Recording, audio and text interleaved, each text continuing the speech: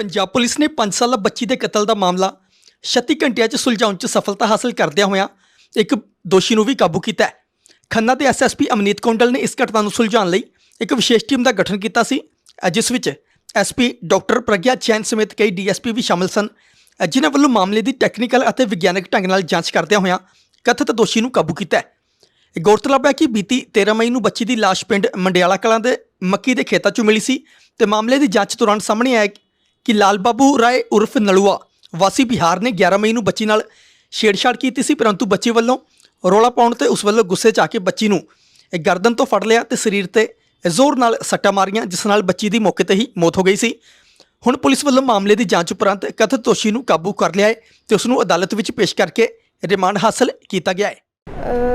मिति 12/5/23 ਨੂੰ FIR number 80 register होई सीगी, जिहदे विच एक 5 साल दी कुड़ी गायब थी ते ओहदे regarding under section 346 FIR number 80 it was registered. ये जिहड़ी कुड़ी सीगी इहदे फादर ने सानू इत्तला दित्ती 12/5/23 ਨੂੰ कि इस तरह से मेरी बच्ची जो है वो अभी मिसिंग है। ये इन्फॉर्मेशन रिसीव करन तो उपरांत immediately Khanna police sprung into action ते आपां पूरी कोशिश की अंडर वेरीअस DSPs आपां अडर टीमां बनाई ते उहनूं बच्ची नूं लभण दी पूरी कोशिश की। नैक्सट डे अनफॉर्चुनेटली 13/5/23 ਨੂੰ बच्ची की डेड बॉडी हमें मक्की के खेत से बरामद हुई। इसके बाद जो है फिर हमने सेक्शन 363, 364 और 302 IPC ओदा वादा आपा किता इहदे विच। This was a very gruesome murder, एक कोल्ड ब्लडेड मर्डर था, 5 साल की बच्ची थी। इसके बाद हमने सस्टेन्ड इन्वेस्टिगेशन की, टेक्निकल क्लूज़ हमने निकालने की इसमें कोशिश की और CCTV फुटेजेस भी चेक किए। अनफॉर्चुनेटली हमें बहुत ज़्यादा इसमें टेक्निकल मदद नहीं मिली। So as per the directions of our SSP ma'am Mrs. Amneet Kondal, several teams worked day and night, ਜਿਹਦੇ ਵਿੱਚ DSP Khanna, DSP Karnail Singh, DSP Payal Harsimrat, DSP NDPS Harpal Singh, incharge CIA SHO सदर, ये सब ने मिलके along with the support of the villagers and the sarpanches and the entire panchayat of मंडियाला कला village, हमने दिन रात इसमें मेहनत की और सस्टेन्ड इंटेरोगेशंस के बाद हमने कुछ सस्पेक्ट्स राउंड अप किए। 12 से 15 सस्पेक्ट्स इसमें राउंड अप किए गए और उनकी सस्टेन्ड क्वेश्चनिंग और साइंटिफिक इन्वेस्टिगेशंस और एक ह्यूमन इंटेलिजेंस के बेसिस पे ये केस फाइनली क्रैक हुआ और एक्यूज्ड को आइडेंटिफाई किया गया और अरेस्ट किया गया। इतनी मेहनत हम लोगों ने की, दिन रात मेहनत की, आप लोग देख ही रहे थे, आप लोग मुझसे टच में भी थे कि in less than 36 hours we were able to crack this completely blind case.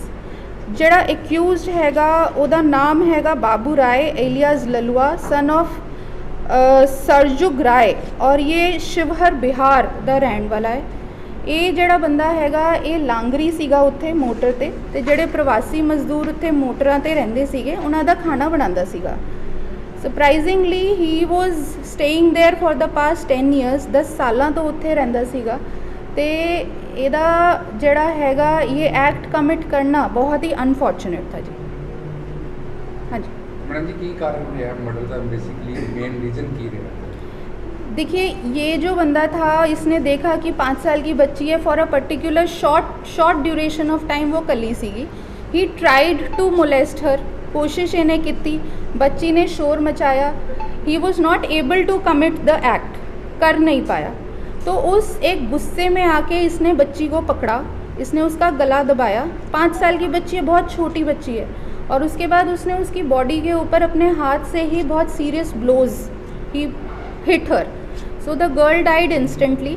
इन्हें फिर की किया कि इन्हें बॉडी जड़ी हैगी वो वहाँ से थोड़ी दूर इसने छिपा दी, क्योंकि उसको लग रहा था कि ये पकड़ा जाएगा, और बॉडी फिर वहीं से मक्की के खेत से जो है वो रिकवर हुई।